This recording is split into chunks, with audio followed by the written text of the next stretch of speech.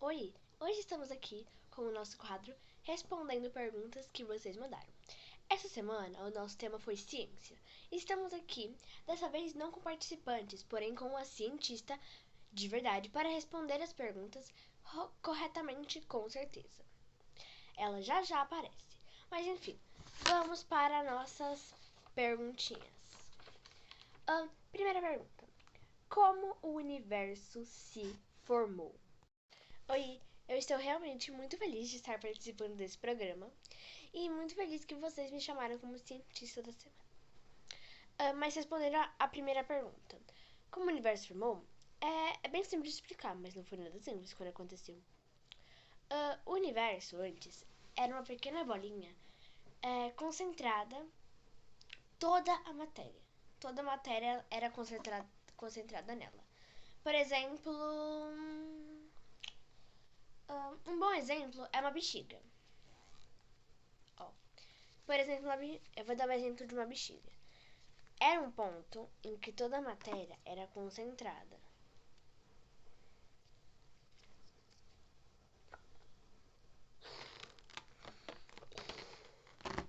Só que aí foi enchendo cada vez mais matéria, mais matéria.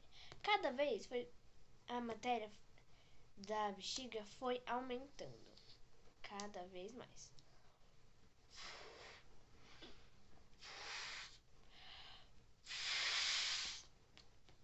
Até que chegou uma hora que a matéria simplesmente explodiu. A matéria chegou num ponto que ela começou a ficar tão cheia, tão concentrada, que ela explodiu. E toda a matéria que estava lá dentro virou o universo que conhecemos. Por exemplo, eu estou fazendo aqui a representação com uma bexiga. Essas pontinhas da bexiga representam a matéria. Ai, perdão. Representam a matéria. Então, ela foi se enchendo, até que uma hora explodiu. Ó, ela era no começo bem pequenininha, uma bolinha. E isso se chama Big Bang, a teoria do Big Bang. Então, foi basicamente isso, ó.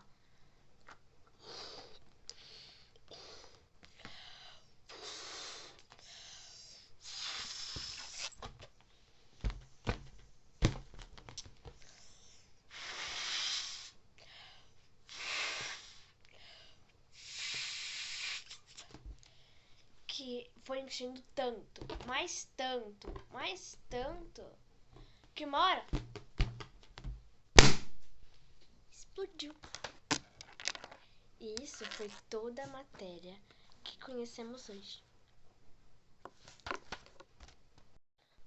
Muito inteligente. Vamos aqui para a nossa segunda pergunta. Por que os planetas são esféricos? Por que os planetas são esféricos?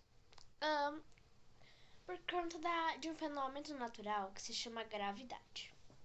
A gravidade funciona mais ou menos de um jeito assim, ela puxa tudo. Por isso que imagina que aqui é o chão. Quando a gente coloca, por exemplo, uma caneta no chão, a caneta para, ela não flutua, não sobe, não rola, dependendo, né?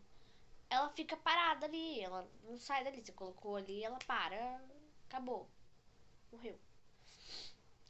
Aí, só que depois de um tempo, se não fosse pela gravidade, a nossos objetos iam sair voando, a água ia sair do planeta Terra, ia ser uma loucura. Tá, mas o que a gravidade tem a ver com a pergunta? Os planetas são esféricos porque se eles fossem, por exemplo, quadrados,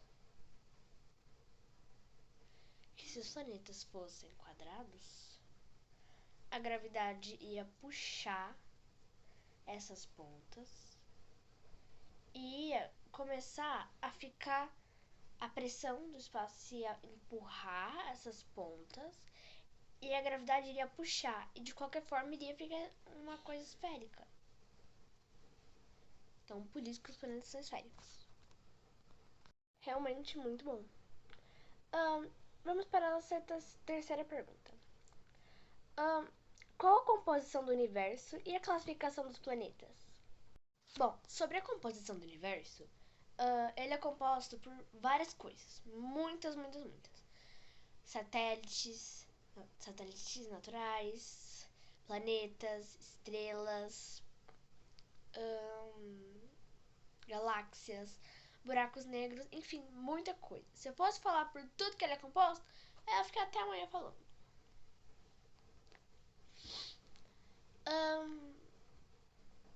E a classificação dos planetas?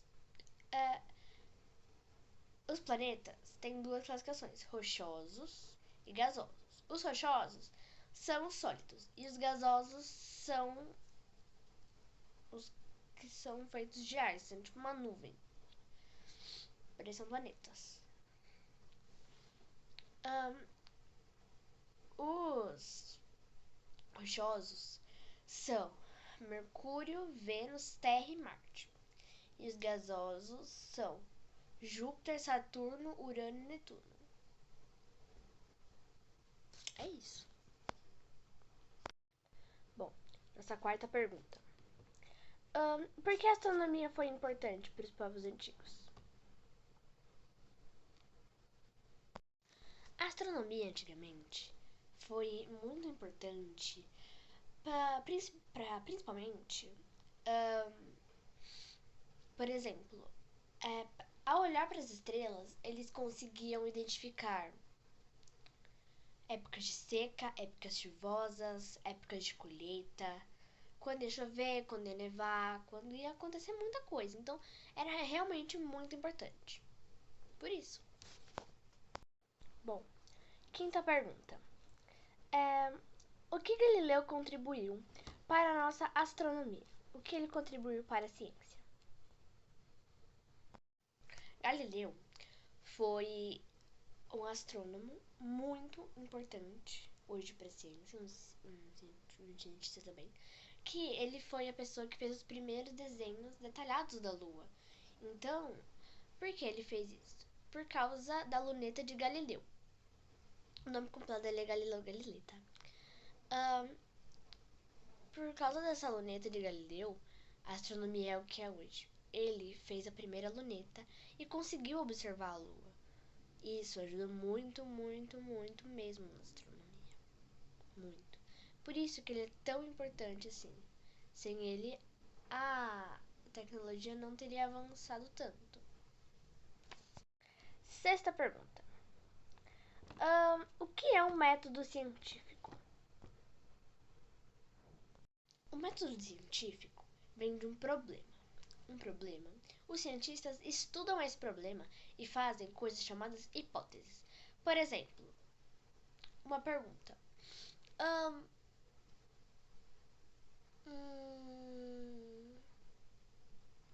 Deixa eu pensar.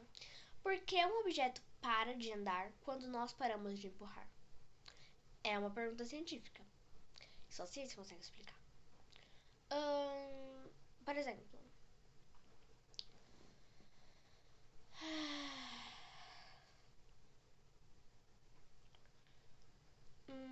eles pegam essa pergunta, estudam ela, fazem as hipóteses. Depois das hipóteses, eles vão lá comprovar para ver se as hipóteses estavam certas. Depois, eles só publicam a pergunta com as hipóteses e a resposta correta. Sétima pergunta. Quais as condições de vida na Terra?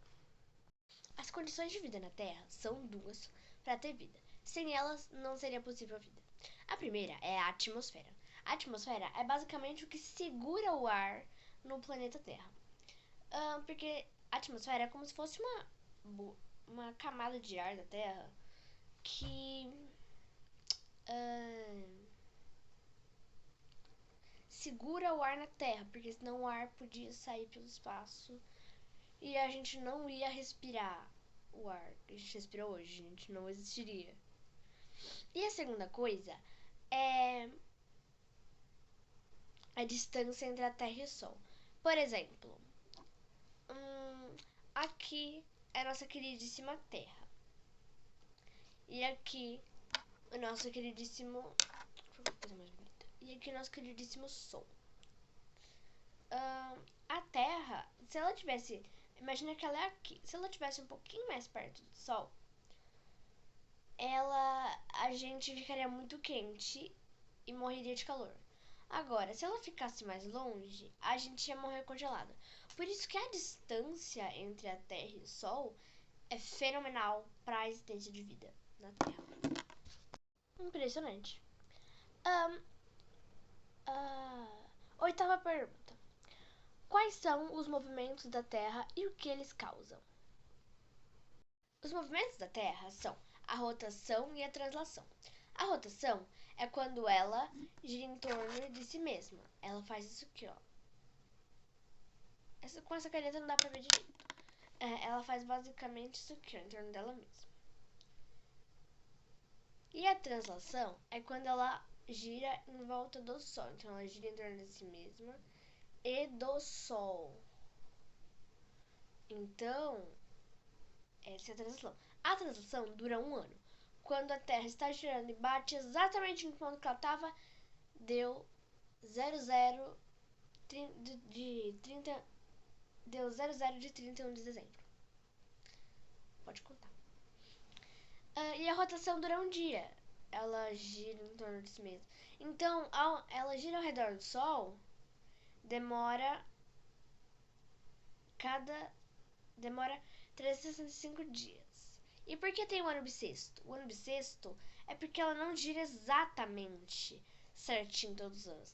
Então, há 4 anos, tem 1 dia a mais. Ela gira meio que 1 dia a mais. Em vez de ela bater no ponto certinho, ela gira mais uma vez e bate. Por isso chamando bissexto. Que é uma vez a 4 vezes. Acontece de 4 em 4 anos. O último ano bissexto foi ano passado, que foi em 2024. Que teve dia 29 de fevereiro. Pra gente saber se um ano é bissexto ou não, é só olhar o calendário de fevereiro. Se tiver dia 29, é bissexto. Se não, não. Nona pergunta. Qual a influência da Lua na Terra? Pode até não parecer, mas a Lua tem uma grande influência na Terra. A Lua influencia principalmente nas marés. A Lua, ela meio que puxa as marés. Então, a Lua, nossa Lua aqui, ela meio que puxa as marés. Onde ela vai, as marés vão com ela. Então, por exemplo, tem um lugar que é o caminho de Moisés, que dependendo da lua que tá, você consegue ir lá. Por isso que a gente tem a maré baixa e alta. À noite a maré é mais alta. Ou mais baixa, dependendo da lua. E de dia é mais alta ou mais baixa também, dependendo da lua. Muitos acreditam em corte de cabelo com a lua. Mas o que tem a ver uma coisa com a outra? Muitos acreditam, não é cientificamente comprovado, mas muitos acreditam que quando a lua é minguante, o cabelo mingua. Quando você corta na lua minguante, ele fica mais grudadinho. Quando você corta na lua cheia, ele acho que enche mais. Quando você corta na lua crescente, ele cresce. E quando você corta na lua nova, cresce cabelos novos. E na lua cheia, ele... Ao contrário do minguante, ele coisa. Mas não é cientificamente comprovado. As camadas da Terra. São 3 camadinhas, só que uma é dividida em 2. É a crosta terrestre, o manto e o núcleo. A nossa crosta terrestre é como se fosse uma casquinha da Terra. Sabe quando a gente quebra um ovo e fica aquela casquinha? Exatamente a crosta. Ela é a camada mais superficial da Terra e é a que a gente vive. Ela é feita por rochas, minerais e mais umas camadinhas que eu vou falar, que é a última pergunta. Mais umas camadinhas que eu vou falar no futuro. O manto é dividido em 2. Manto externo, que é o de fora, e manto interno, que é o mais pra dentro. O manto externo ele é basicamente feito de lava, ou magma também, tem gente que chama magma. E ele é basicamente feito de lava e é uma camadinha um pouquinho mais grossa que a crosta. Aí também tem o manto interno, que é o manto... É a mesma coisa que o externo, só que ele é mais pra dentro. Aí então, bem, temos nosso núcleo, que ele é que é lá que fica a gravidade. Ele que puxa as coisas da gravidade pra ficar nas coisas. É mais ou menos isso. 11ª pergunta. Quais são os tipos de rocha? Os tipos de rocha, os tipos de rocha são magmáticas, sedimentares e metamórficas. 12ª pergunta. Qual é o ciclo dessas rochas? Como elas se formam? O ciclo das rochas. Como eu falei na última pergunta, são as magmáticas, sedimentares e metamórficas. As sedimentares são feitas o seguinte: quando o vulcão explode, essas gotas de lava resfriam e formam as nossas rochas magmáticas. Por isso, magma é a mesma coisa que lava. Por isso, magmáticas. Um exemplo delas é a pedra pome. Aquela pedra cheia de buraquinhos que a gente lixa o pé. É um exemplo delas. As sedimentares são as que são formadas por sedimentos, como o próprio nome já diz. Elas, quando a gente vai em alguma montanha, a gente vê as camadas, que é uma disso aqui, uma disso não sei o que, uma não sei o que. Isso é uma rocha sedimentar. Sim, as montanhas são rochas sedimentares. Rochas formadas por coisas que se acumulam em algum lugar. E as metamórficas são aquelas que sofrem a metamorfose, ou seja, a transformação. Que elas são uma das duas anteriores que eu citei, só que transformadas por causa do calor do solo. 13ª pergunta. O que são fósseis? Em qual rocha eles são formados? Os fósseis são restos ou vestígios de animais passados que existiram. Então, os fósseis são basicamente um indício de vida de outros animais. Eles só podem ser formados em rochas sedimentares. Porque é o que eu falei na questão anterior, né? Por exemplo, um vestígio resto, pode ser num fóssil de resto de animal, pode ser um dente, um osso, um coprólito, que é tipo um cocôzinho pedrificado. Isso. E os vestígios são pegadas, marcas, enfim. E os fósseis só podem ser formados em rochas sedimentares, que vão se acumulando. Porque as magmáticas vêm de dentro do vulcão e não tem como um animal viver lá dentro. E as outras são feitas de... E as outras sofrem metamorfose, então também não teria como, porque o fóssil é meio que derreter. Nossa, agora vamos para a nossa última pergunta. O que é a hidrosfera, atmosfera e litosfera na Terra? Bom, a litosfera, ela é a camada rochosa da Terra. É a camada que a gente pisa. É a camada sólida. A atmosfera é a camada de ar que eu citei. Em uma das primeiras perguntas, se não me engano. É a camada de ar da Terra. E a hidrosfera, como o próprio nome diz, hidro, que é água, é a camada de água da Terra que tem. Ela fica junto com a litosfera. É isso. Um beijo. Adorei responder as perguntas. Até a próxima. Fui!